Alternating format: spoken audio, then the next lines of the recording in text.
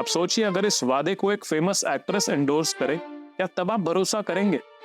और 2.5 करोड़ का foreign tour जो सिर्फ उसके लिए ही था कि विशाल के स्टेट बैंक ऑफ इंडिया के एक अकाउंट में ही 100 करोड़ रुपयों से ज्यादा का बैलेंस था।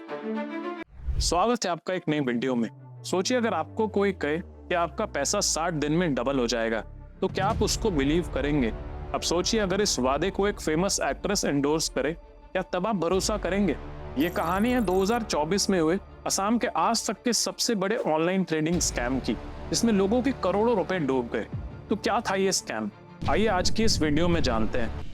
As Assam police unearthed a massive 2200 crore rupees trading scam. Chief Minister Himanta Biswa Sharma said that the Assam police has already decided to The suspicion towards Vishal Fukan and his company. Two key arrests were of Vishal Fukan.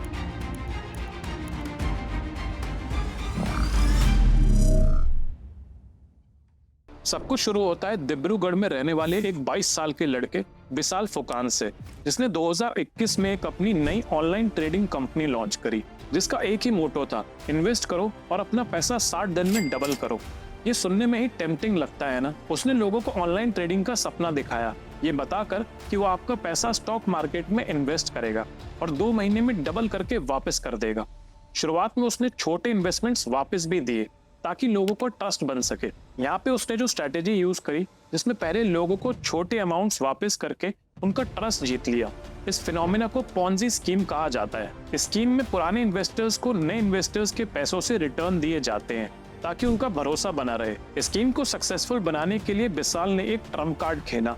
Assamese film industry की famous actress Sumi बोरा को अपने इस plan में शामिल कर लिया। अब आप सोचिए, अगर एक सेलिब्रिटी एंडोर्स करे तो लोग और भी जल्दी भरोसा कर लेते हैं। तो आखिर सुमी का रोल क्या था? सुमी बोरा ने विशाल के साथ मिलकर नए इन्वेस्टर्स को इस स्कीम में फंसाना शुरू किया। ये रिपोर्ट्स आई कि सुमी ने नए इन्वेस्टर्स को वो ही प्रॉमिस किए कि उनका पैसा 60 दिन में डबल हो जाएगा। इसके बदले विशाल ने सुमी को रिवॉर्ड दिया 20 करोड़ रुपए, जो कि उसके अकाउंट में ट्रांसफर कर दिए गए। यही नहीं, विशाल ने सुमी के लैविश लाइफस्टाइल को फंड भी किया। 1 करोड़ का डिजाइनर वार्डरोब और 2.5 करोड़ का फॉरेन टूर जो सिर्फ उसके लिए ही था। इसके अलावा सुमी की शादी, जो राजस्थान के उदयपुर में एक डेस्टिनेशन वेडिंग थी, उसका खर्चा भी विशाल ने उठाया, जो कि रिपोर्टेडली 5 करोड़ रुपए का था। विशाल के एकदम से चेंज हुए एक्स्ट्रॉर्डिनरी लाइफस्टाइल ने भी कई लोगों का ध्यान खींचा। वो असामीज फिल्म इंडस्ट्री के बड़े बड़े स्टार्स के साथ गुवाहाटी के लग्जूरियस होटल्स में पार्टी करने लगा था और वहां लोगों को महंगे महंगे गिफ्ट्स भी दिया करता था।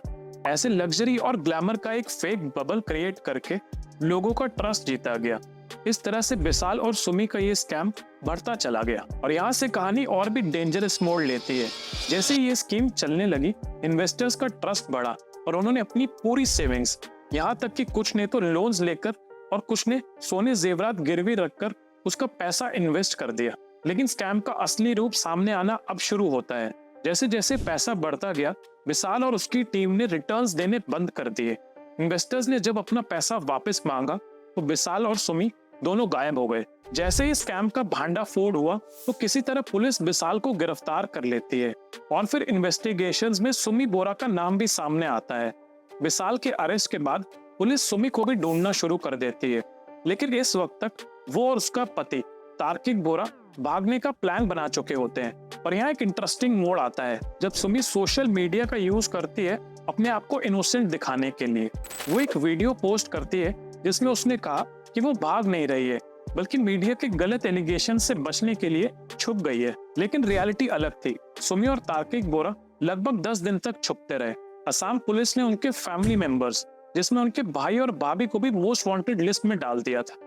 आखिरकार 12 सितंबर 2024 को सुमी और तार्किक बोरा ने डिब्रूगढ़ में सरेंडर कर दिया।